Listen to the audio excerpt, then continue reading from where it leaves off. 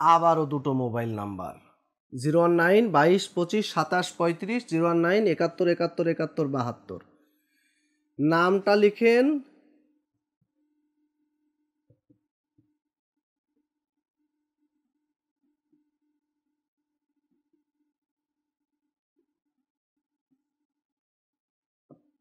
সৈয়দ মুনির কায়সার জহির। সৈয়দ মুনির কায়সার জহির। এখানে সৈয়দকে সৈয়দ ওয়ালিউল্লাহ, মুনির চৌধুরী, কায়সার শহীদুল্লাহ কায়সার, আর জহির রায়হান। এখানে 019 কি বুঝবো? 1900 সাল। উপরের দুটো ডিজিট জন্ম, নিচের দুটো মৃত্যু। তাহলে সৈয়দ ওয়ালিউল্লাহর জন্ম হয়েছে 1922 সালে, আর মৃত্যু কত? 1971। 1971-এ মারা গেছেন। তো 1971-এ মারা গেলে তো মুক্তিযুদ্ধে মারা যাবেন না? কি বলেন? তিনজন বন্ধু গল্প করছে।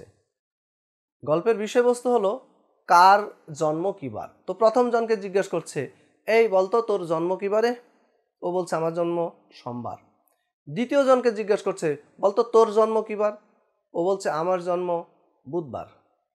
এবার তৃতীয় জনকে বলছে, এবার বল তোর জন্ম কিবার? ও বলছে আমার জন্ম শুক্রবার। তো দুইজন মিলে ওকে ধমক দিয়েছে, দূর বেটা, শুক্রবারে কি কারো জন্ম হয়? ওই দিন না ছুটির দিন।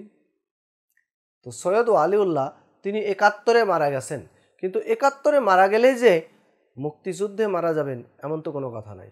তিনি মারা গেছেন মূলত ফ্রান্সের প্যারিসে। আর মুনির চৌধুরী, শহীদুল্লাহ কায়সার, এই দুইজন তো 14ই ডিসেম্বরের বুদ্ধিজীবী। হ্যাঁ। আর জহির রায়হান তিনি যুদ্ধের সময় কলকাতা ছিলেন। যুদ্ধের পরে তিনি যখন দেশে ফিরে আসলেন 16 ডিসেম্বরের পরে, এসে শুনলেন তার বড় ভাই শহীদুল্লাহ কায়সার নিখোঁজ, তাকে খুঁজে পাওয়া যাচ্ছে না। তখনও তো খোঁজাখুঁজি চলছিল। 16 ডিসেম্বরের পরেও কিন্তু ঢাকার মিরপুর তখন পর্যন্ত বিহারীদের দখলে ছিল। তারা সেখানে নানাভাবে তাদের হাতে ভারী ভারী অস্ত্র ছিল এবং তারা নানাভাবে অপারেশন চালানোর চেষ্টা করছিল। শেষ পর্যন্ত সরকার নির্দেশ দিল তাদেরকে নিরস্ত্র করার। সেটা ছিল 1972 30শে জানুয়ারি। 1972-এর 30 জানুয়ারি আর্মির বড় বড় অফিসাররা মিরপুরে ইন করলেন।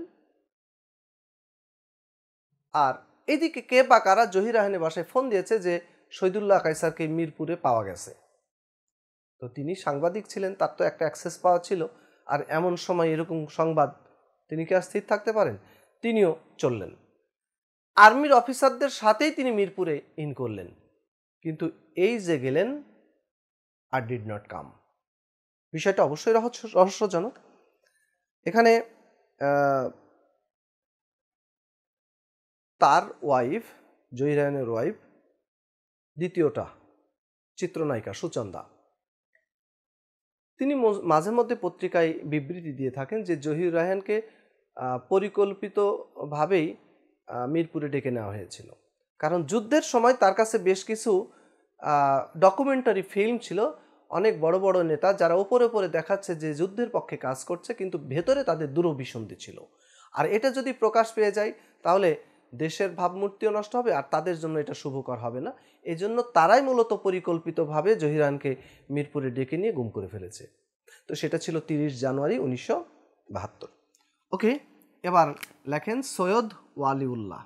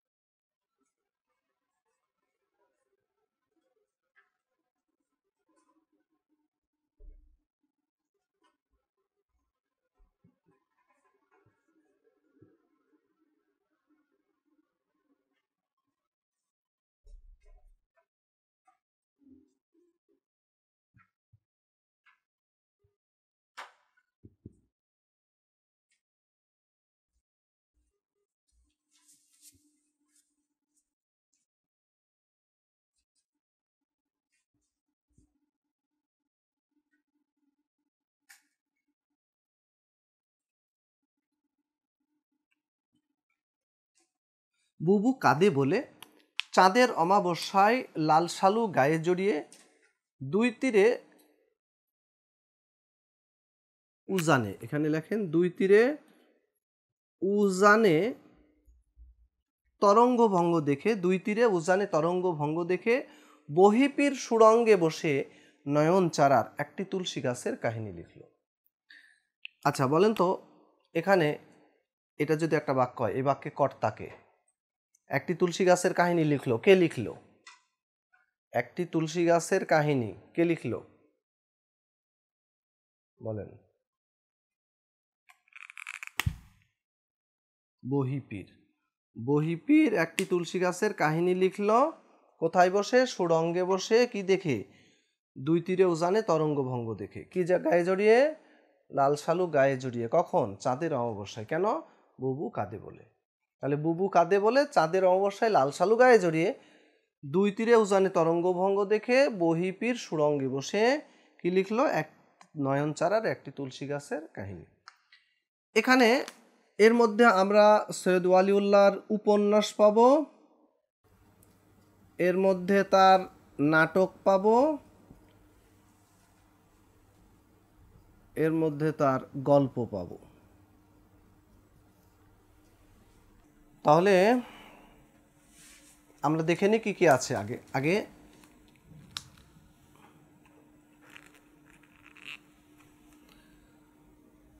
উপন্যাস আছে তার। সৈয়দ ওয়ালিউল্লাহর 3টা উপন্যাস। কি কি বলেন তো? একটা হলো কাদো নদী কাদো, কাদো নদী কাদো, চাঁদের অমাবস্যা, লাল শালু।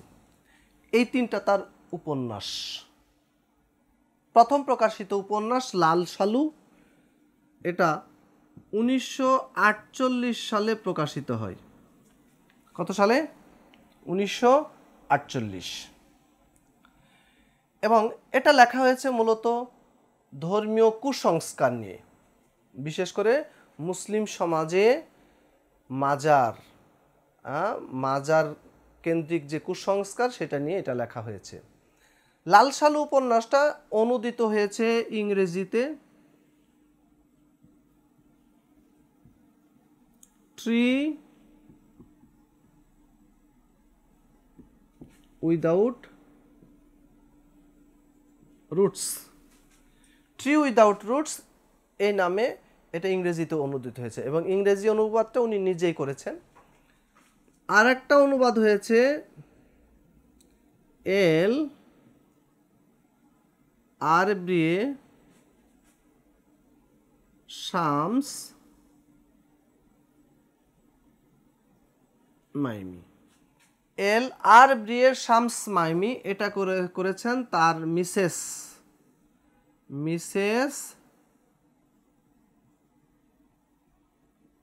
An Mary. Mrs Ann Mary ওনার ওয়াইফ। অ্যান মেরিটি কি বাঙালি? অবশ্যই না। তার ওয়াইফ ছিলেন ফরাসি মহিলা। উনি যে ফ্রান্সের প্যারিসে মারা গেছেন, ওইখানেই ছিলেন, ওইখানেই তিনি মারা গেছেন। তাহলে এল আরবি শামস মাইমি এটা হলো ফরাসি অনুবাদ, যেটা করেছেন ওনার ওয়াইফ। আর ট্রি উইদাউট রুটস, মূলহীন বৃক্ষ, এটা উনি নিজেই অনুবাদ করেছেন। চাঁদের অমাবস্যা আর কাদো নদী কাদো এই দুটো মনসমীক্ষণমূলক উপন্যাস বা মনস্তাত্ত্বিক উপন্যাস যেটাকে বলা হয়ে থাকে। চাঁদের অমাবস্যা এবং লাল শালু কাদো নদী কাদো এই দুটো মনস্তাত্ত্বিক বা মনসমীক্ষণমূলক উপন্যাস।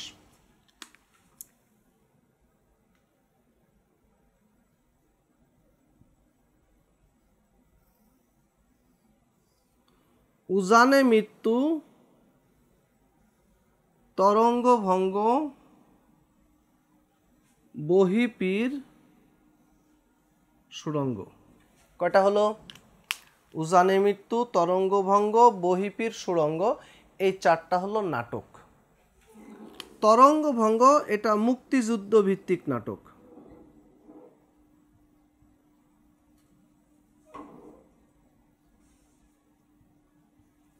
তরঙ্গভঙ্গ, এটা মুক্তিযুদ্ধ ভিত্তিক নাটক। বাকি কি আছে? না কান্দে বুবু, দুই তীর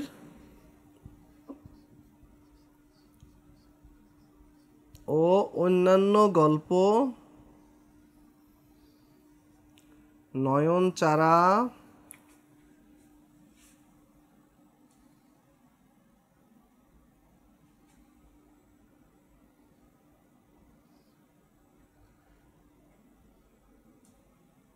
একটি তুলসী গাছের কাহিনী, এগুলো তার গল্প। কি কি? না কান্দে বুবু, দুই তীর অন্যান্য গল্প, নয়নচারা, একটি তুলসী গাছের কাহিনী, এগুলো গল্প। একটি তুলসী গাছের কাহিনী এটা 47-এর দেশ বিভাগ নিয়ে রচিত। 47-এর দেশ বিভাগ নিয়ে রচিত হয়েছে একটি তুলসী গাছের কাহিনী। ঠিক আছে? আচ্ছা, তো সৈয়দ ওয়ালিউল্লাহ তিনি যখন ঢাকা কলেজে পড়েন, ঢাকা কলেজে পড়াকালীন তিনি একটা গল্প লিখেছিলেন যেটার নাম ছিল হঠাৎ আলোর ঝলকানি। ঢাকা কলেজ ম্যাগাজিনে প্রকাশিত হয়েছিল। এটা ছিল তার প্রথম প্রকাশিত গল্প।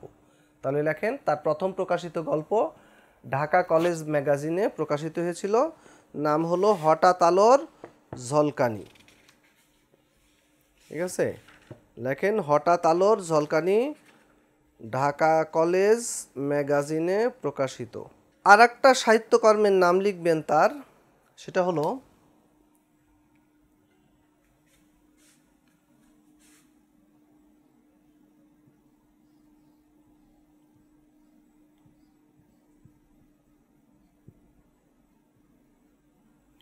আগলি এশিয়ান। নামটা লিখে রাখেন, আগলি এশিয়ান। এটা তার একটা গদ্য রচনা, বা এটা তার একটা গদ্য রচনা। হ্যাঁ,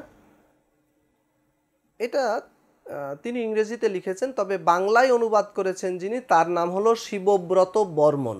নামটা লিখে রাখেন, শিবব্রত বর্মন। তিনি এটা বাংলায় অনুবাদ করেছেন এবং এটাকে তিনি নাম দিয়েছেন কদর্য এশিয়া। শিবব্রত বর্মন নাম দিয়েছেন কদর্য এশিয়া।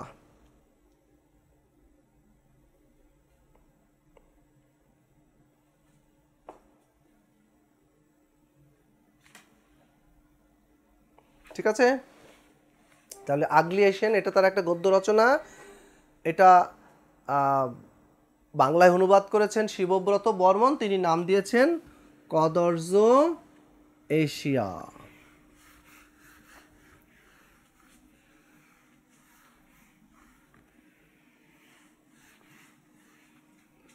ওকে, এবার লেখেন মুনির চৌধুরী।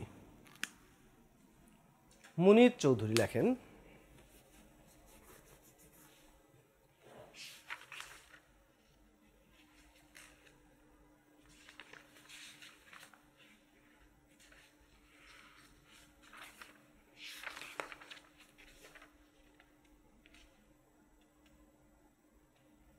ঠিক আছেন? মুনির চৌধুরী তিনি সাহিত্য জগতের নাট্যকার হিসেবেই পরিচিত, আর পেশাগত জীবনে তিনি ছিলেন শিক্ষক ছিলেন। ঢাকা বিশ্ববিদ্যালয়ের বাংলা বিভাগের তিনি অধ্যাপক ছিলেন, যদিও ঢাকা বিশ্ববিদ্যালয়ে ইংরেজিতে তিনি অনার্স করেছিলেন, কিন্তু মাস্টার্স করেছেন বাংলায় এবং টিচারও হয়েছেন ঢাকা বাংলা বিভাগের। আর একটা হলো তিনি ছিলেন সাংবাদিক। এর বাইরে তার আলাদা একটা সৃষ্টি আছে, সেটা হলো তিনি বাংলা টাইপরাইটার উদ্ভাবন করেছিলেন। এই যে এখন যে বিজয় কিবোর্ডের প্রচলন, এই বিজয় কিবোর্ডের আগে মুনির কিবোর্ড নামে একটা কিবোর্ডের প্রচলন ছিল। এটাই ছিল মুনির চৌধুরীর আবিষ্কার। তাহলে সেটাকে তিনি নাম দিয়েছিলেন মুনির অপটিমা। তাহলে লিখেন যে বাংলা টাইপরাইটার মুনির অপটিমার উদ্ভাবক। বাংলা টাইপরাইটার মুনির অপটিমার উদ্ভাবক। আর যেগুলো বললাম একটু খেয়াল রাখবেন। ওকে, তো তিনি নাটক লিখেছেন, আমরা একটু দেখব তার নাটকগুলো।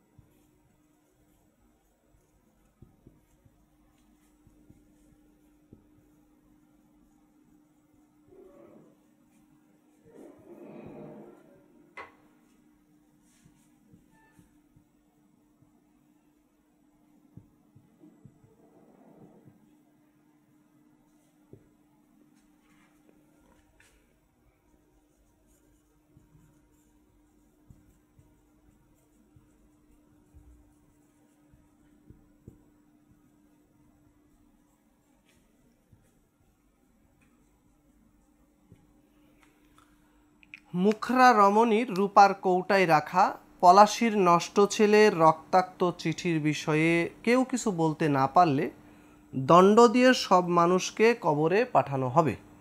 আচ্ছা, এখানে তার নাটকগুলো আছে, তার নাটকের মধ্যে কিছু নাটক আছে অনুবাদ। একটা হলো মুখরা রমণী,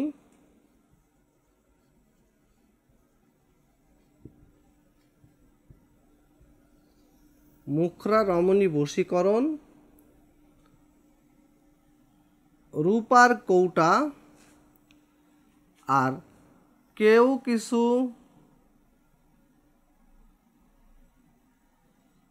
বলতে পারে পারে না।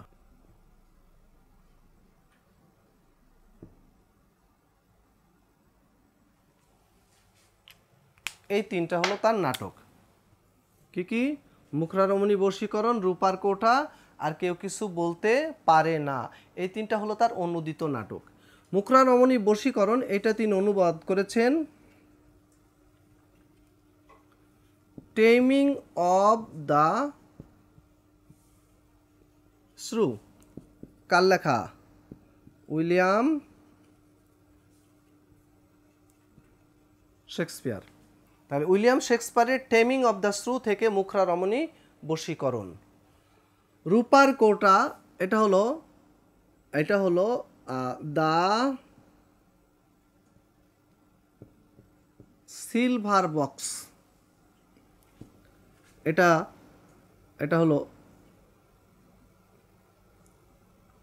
হলো জন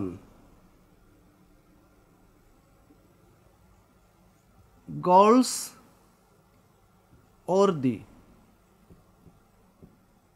জন গলস ওর্দির দ্য সিলভার বক্স থেকে রূপার কৌটা।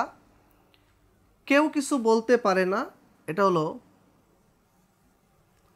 ইউ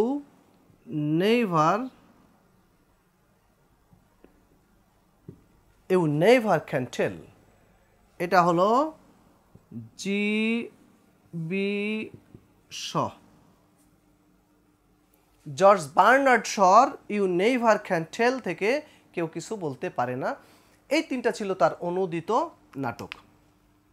বাকিগুলো তার সৃষ্টি। একটা হলো পলাশী ব্যারাক ও অন্যান্য, নষ্ট ছেলে,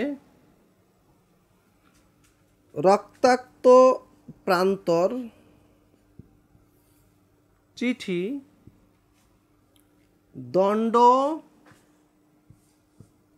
দণ্ডধর,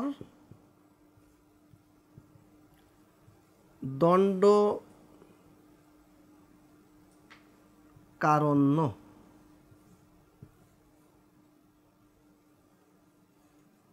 তিনটা, একটা দণ্ড, একটা দণ্ডধর, একটা দণ্ডকারণ্য, মানুষ একটা, কবর একটা। ঠিক আছে, এগুলো তার মৌলিক নাটক। তো এখানে দুটো নাটকের জন্য তিনি সবচেয়ে খ্যাতি অর্জন করেছেন। একটা হলো কবর আর একটা হলো রক্তাক্ত প্রান্তর। কবর নাটকের বিষয়বস্তু কি? 52 ভাষা আন্দোলন। 52 ভাষা আন্দোলনকে নিয়ে প্রথম তার নাটক হলো কবর। আর রক্তাক্ত প্রান্তর এটা লেখা হয়েছে পানিপথের তৃতীয় যুদ্ধ। কিন্তু কাহিনী পানিপথের তৃতীয় যুদ্ধ হলেও তিনি এই গ্রন্থের কাহিনী নিয়েছেন কোথা থেকে? মহাশ্মশান, কায়কোবাদের মহাশ্মশান মহাকাব্য থেকে কাহিনী নিয়ে তিনি এই নাটকটা রচনা করেছেন। তাহলে এখানে কবর নাটকটা এটা কত সালে প্রকাশিত হয়? ভাষা আন্দোলন হয়েছে 1952 সালে। তার 10 বছর পর অর্থাৎ 1962 সালে প্রকাশিত হয়েছে রক্তাক্ত প্রান্তর। 1962 সালে রক্তাক্ত প্রান্তর। ঠিক আছে? কত সালে? 1962 সালে 62 সালে রক্তাক্ত প্রান্তর। তার 4 বছর পর অর্থাৎ 1966 সালে প্রকাশিত হয়েছে কবর।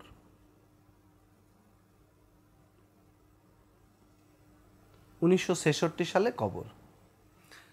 তো কবর নাটকটা যদি 1966 সালে প্রকাশিত হয়েছে গ্রন্থাকারে, কিন্তু 1953 সালের 21শে ফেব্রুয়ারি ঢাকা কেন্দ্রীয় কারাগারে কয়েদিদের দ্বারা এই নাটকটি মূল পাণ্ডুলিপি থেকে প্রথম মঞ্চস্থ হয়েছিল।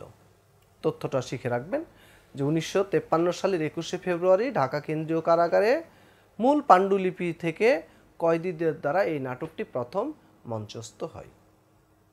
ঠিক আছে?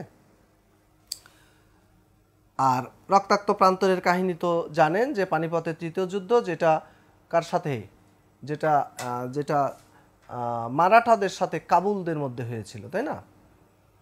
তবে এখানে প্রশ্ন যেটা হতে পারে যে কোন গ্রন্থের কাহিনী অবলম্বনে রক্তাক্ত প্রান্তর রচিত হয়েছে, সেটা হলো কায়কোবাদের মহাশ্মশান। তো মুনির চৌধুরীর এই ছিল নাটক। আর এর বাহিরে একটা গ্রন্থের নাম লিখে রাখেন, মীর মানস। মীর মানস, এটা তার প্রবন্ধ। এই প্রবন্ধের নামটা শিখে রাখবেন।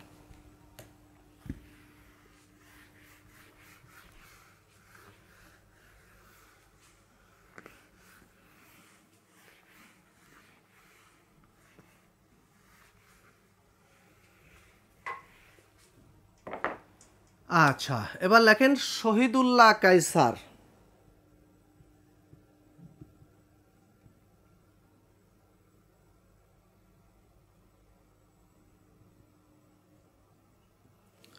শহীদুল্লাহ কায়সার আর জহির রায়হান, তারা দুই ভাই। তো দুইজনের নাম তার বাবা রেখেছিলেন। শহীদুল্লাহ কায়সারের নাম রেখেছিলেন আবু নঈম মোহাম্মদ শহীদুল্লাহ। আবু নঈম মোহাম্মদ শহীদুল্লাহ। আর জহির রায়হানের নাম রেখেছিলেন মোহাম্মদ জহিরুল্লাহ। দুজনেই নামকে আপগ্রেড করলেন। জহির রায়হান আবু নঈম মোহাম্মদ শহীদুল্লাহ থেকে তিনি হয়ে গেলেন শহীদুল্লাহ কায়সার, আর মোহাম্মদ জহিরুল্লাহ থেকে হয়ে গেলেন জহির রায়হান। তো আবু নঈম মোহাম্মদ শহীদুল্লাহ, ওই শহীদুল্লাহ বানানে হ ছিল, কিন্তু এই শহীদুল্লাহ বানানে হ নাই। এটা একটু খেয়াল রাখবেন। কবি সাহিত্যিকদের নামের বানানে কিন্তু কোনো পাণ্ডিত্য খাটানো দেওয়া হবে না, তারা যেভাবে লিখেছেন ওইভাবেই লিখতে হবে। তো শহীদুল্লাহ কায়সার উনি বামপন্থী লেখক ছিলেন। অনেকটা সময় তিনি জেলে কাটিয়েছেন। লেখালেখি তো তিনি খুব কম করেছেন, তবে যেগুলো লিখেছেন এগুলো সাহিত্যিক মূল্য অনেক বেশি, সাহিত্য জগতে অনেক বেশি এগুলো বিখ্যাত, পরিচিত। তো শহীদুল্লাহ কায়সার উনি অল্প বিস্তর লেখালেখি করেছেন। উপন্যাস আছে তার দুইটা উপন্যাস। একটা হলো সংসপ্তক,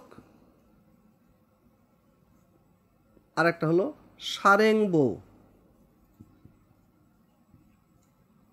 সংসপ্তক শব্দের অর্থ কি? যুদ্ধে পরাজয় নিশ্চিত জেনেও যে বীর যুদ্ধ থেকে পলায়ন করে না। পরাজয় নিশ্চিত জেনেও যে বীর যুদ্ধক্ষেত্র থেকে পলায়ন করে না, তাকে বলা হয় সংসপ্তক। আর সারেং কাকে বলে? বরিশালে যাদের বাড়ি বা বরিশালে যারা গেছেন তারা বুঝবেন। ওই যে লঞ্চগুলোর যে ড্রাইভার, তাদেরকে বলা হয় সারেং। তো সংসপ্তক নিয়ে তৈরি হয়েছে নাটক, আর সারেং বউ এটা নিয়ে তৈরি হয়েছে চলচ্চিত্র, বিখ্যাত চলচ্চিত্র সারেং বউ। এখানে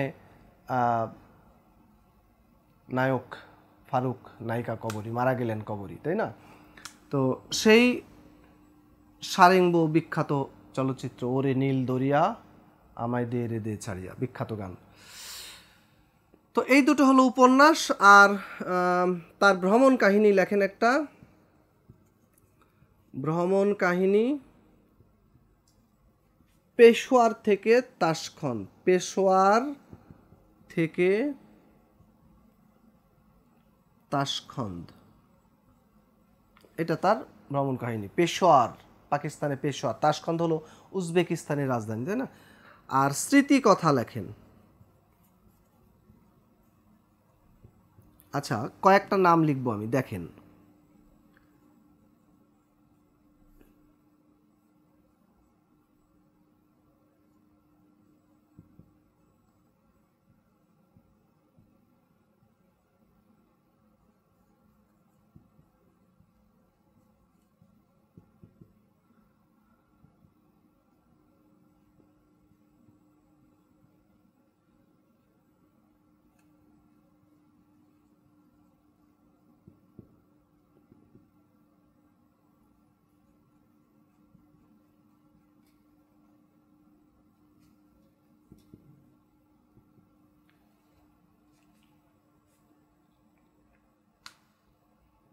দেখেন তো কোনটা কার? মোমেনের জবানবন্দি, রাজবন্দির জবানবন্দি, রাজবন্দির রোজনামচা, লেখকের রোজনামচা আর কারাগারের রোজনামচা।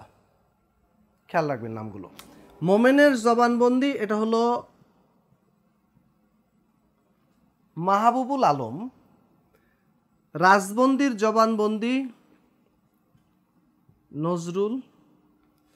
রাজবন্দির রোজনামচা শহীদুল্লাহ কায়সার। লেখকের রোজনামচা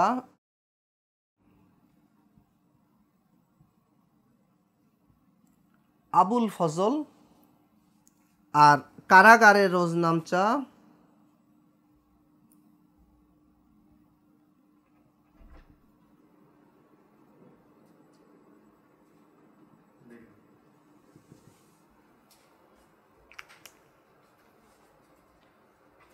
হয়েছে।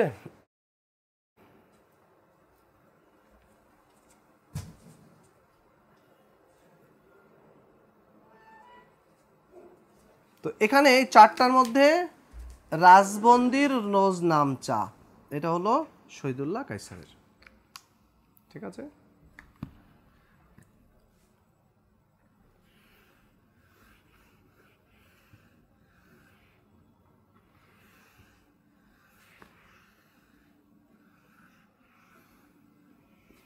ওকে, এবার লেখেন জহির রায়হান।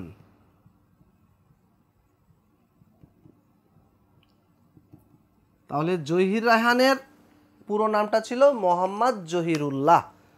ঠিক আছে, মোহাম্মদ জহিরুল্লাহ। তো জহির রায়হান তিনি উপন্যাস লিখেছেন, গল্প লিখেছেন, বেশ কিছু প্রামাণ্য চিত্র তৈরি করেছেন। তার কয়েকটা প্রামাণ্য চিত্রের নাম লেখেন।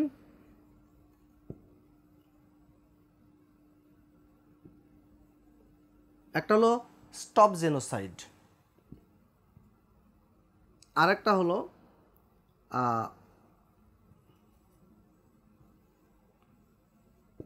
দ্য স্টেট ইজ বর্ন, আরেকটা হলো লেট দেয়ার বি লাইট। এই দুটো মুক্তিযুদ্ধ ভিত্তিক, আর এটা হলো ভাষা আন্দোলন ভিত্তিক। Stop genocide, the state is born, এই দুটো মুক্তিযুদ্ধ ভিত্তিক। আর লেট দেয়ার বি লাইট এটা হলো ভাষা আন্দোলন ভিত্তিক প্রামাণ্য চিত্র।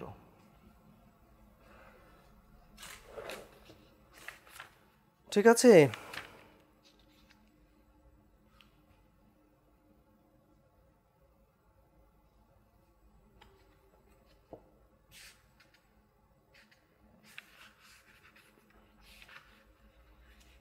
এবার তার কয়েকটা চলচ্চিত্রের নাম লিখে রাখেন।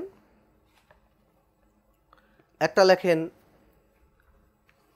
জীবন থেকে নেয়া, জীবন থেকে নেয়া। তারপরে লেখেন বেহুলা,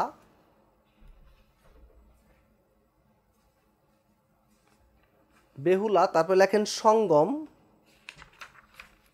লিখেছেন কাঁচের দেয়াল। তার উপন্যাস অবলম্বনে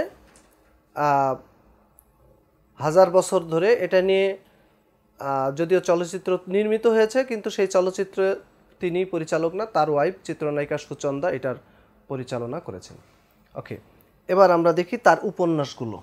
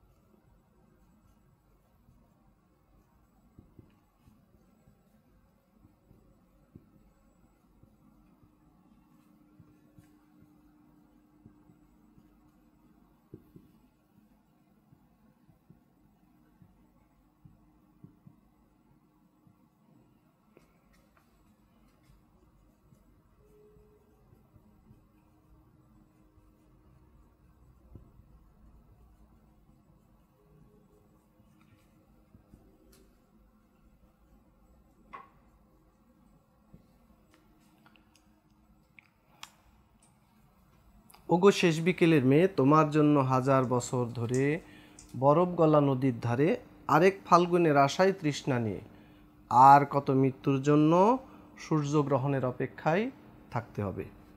আচ্ছা, এখানে তার উপন্যাসগুলো দেখি আমরা। তার আগে সূর্যগ্রহণ এটা তার একমাত্র গল্পগ্রন্থ। এই গল্পগ্রন্থের মধ্যেই তার সময়ের প্রয়োজনে তারপরে 21শে ফেব্রুয়ারি বিভিন্ন গল্পগুলো এখানে রয়েছে। শেষ বিকেলের মেয়ে উপন্যাস, হাজার বছর ধরে বরফ গলা নদী, আরেক ফাল্গুন, তৃষ্ণা, আর কত দিন, মৃত্যুর আগে কয়েকটি,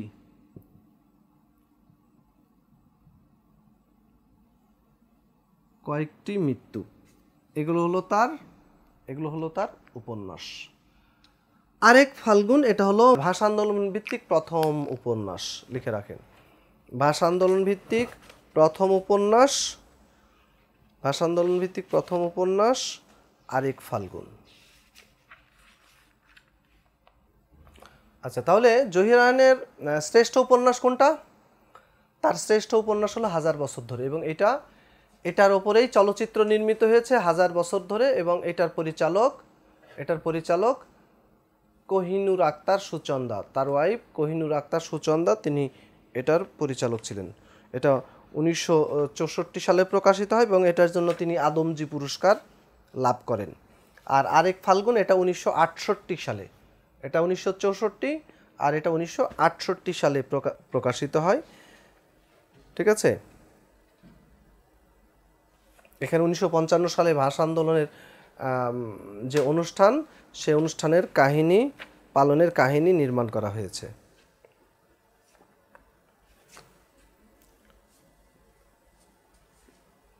ঠিক আছে, তো এই ছিল জহির রায়হান। এবার আরেকজন লেখক আমরা আলোচনা করব, লেখেন শওকত ওসমান।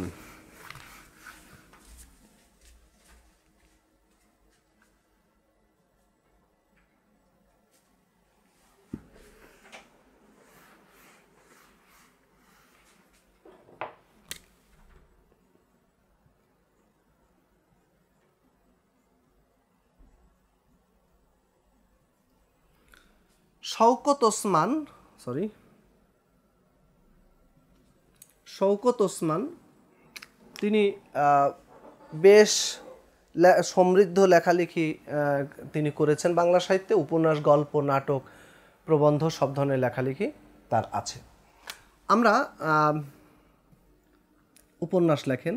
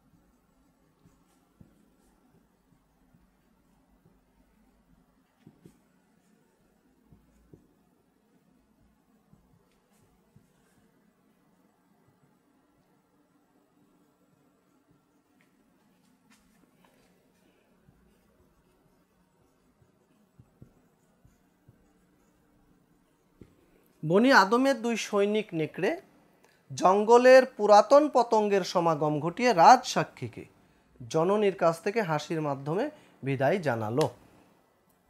এখানে তার উপন্যাসগুলো পাব। বনি আদম একটা, দুই সৈনিক একটা, নেকড়ে অরণ্য একটা, জঙ্গল কেটে সাফ করে দেন, এখানে লেখেন জলাঙ্গি একটা, পুরাতন খঞ্জুর পিঞ্জুর পতঙ্গ,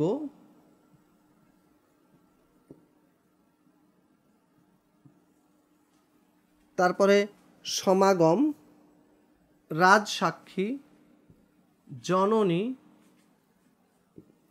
হাসি হবে কৃতদাসের হাসি,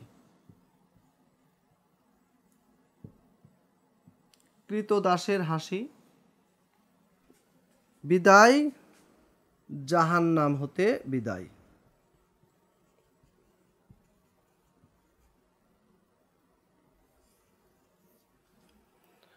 লেখেন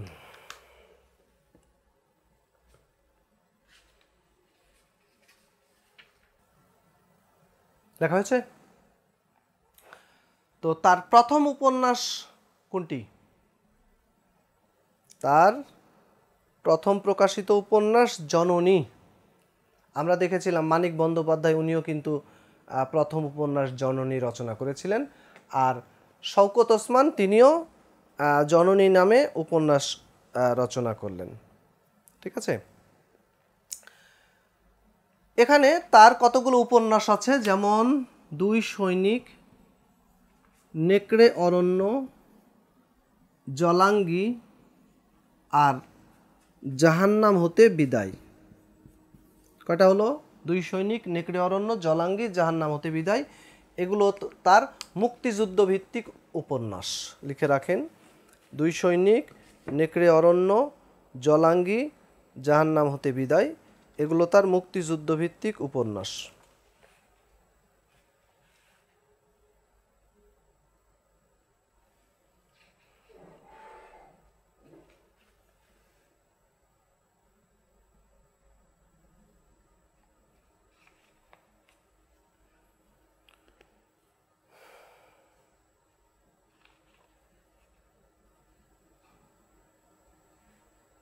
লিখেছেন?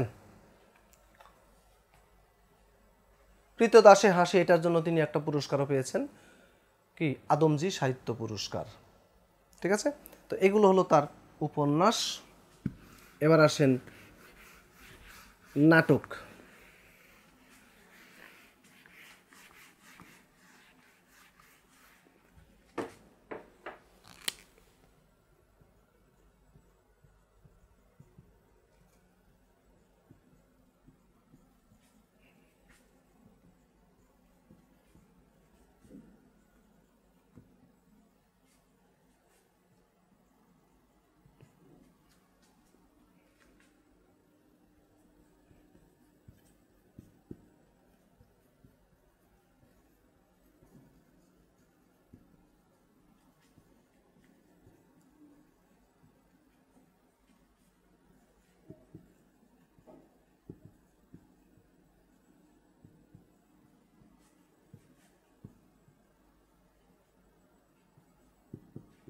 বাগদাদের কবি তস্কর ও লস্কর পূর্ণ স্বাধীনতার জন্য আমলাদের বিরুদ্ধে মামলা করলো। এখানে নাটকগুলো হলো, একটা হলো বাগদাদের কবি, তস্কর ও লস্কর, পূর্ণ স্বাধীনতা, এর সাথে যোগ করেন চূর্ণ স্বাধীনতা, আমলার মামলা, এখানে আমলা, আমলা দেটা কেটে দেন, আমলার মামলা। ঠিক আছে, আমলার মামলা। আর একটা নাটকের নাম লিখে রাখেন, কাকরমণি, কাকরমণি। আর একটা নাটক কাকরমণি। ঠিক আছে, নাটক গেল, এবার লেখেন গল্প।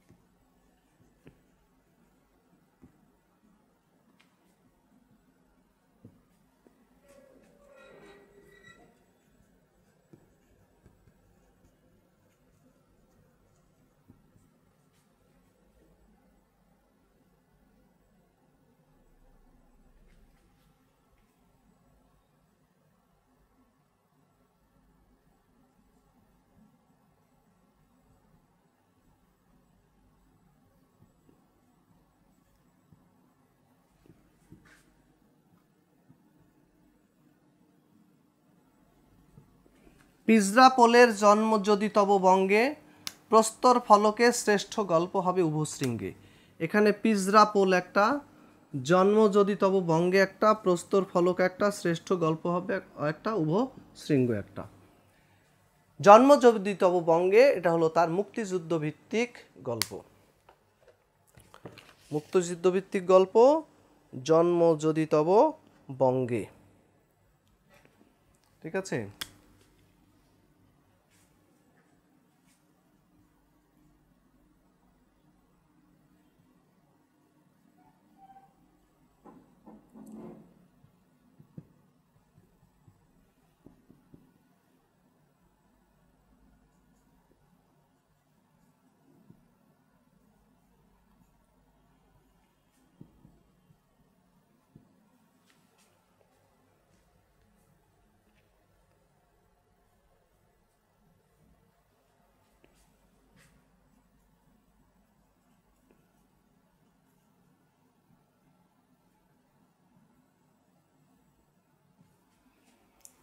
জন্ম যদি তব বঙ্গে, দুই ব্রিগেডিয়ার, জয় বাংলার জয়, আলোক অন্বেষা।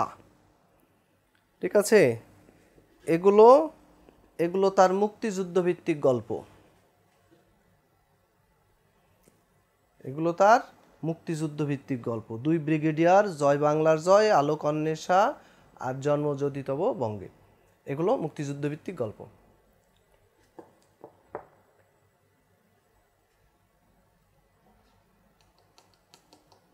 ঠিক আছে। এবার একটা প্রবন্ধের নাম লেখেন, সংস্কৃতির চড়াই উতরাই। প্রবন্ধ লেখেন সংস্কৃতির চড়াই উতরাই।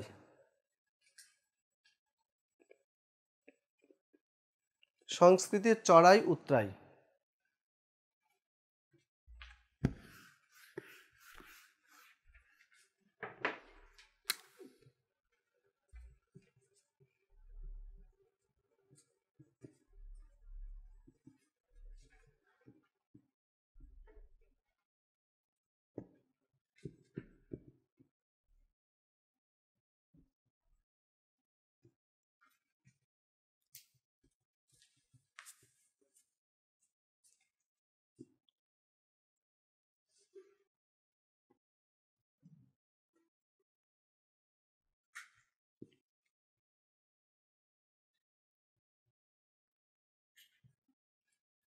নামগুলো একটু খেয়াল রাখবেন। সংস্কৃতির চড়াই উতরাই, শওকত ওসমান। সংস্কৃতির ভাঙ্গাসে তো আমরা পেয়েছি আখতারুজ্জামান ইলিয়াস। সংস্কৃতির রূপান্তর, এটা হলো গোপাল হালদার। গোপাল হালদার। সংস্কৃতির সংকট, এটা বদরুদ্দিন ওমর। বদরুদ্দিন ওমর। আর সংস্কৃতি কথা, কাজী মোতাহার হোসেন।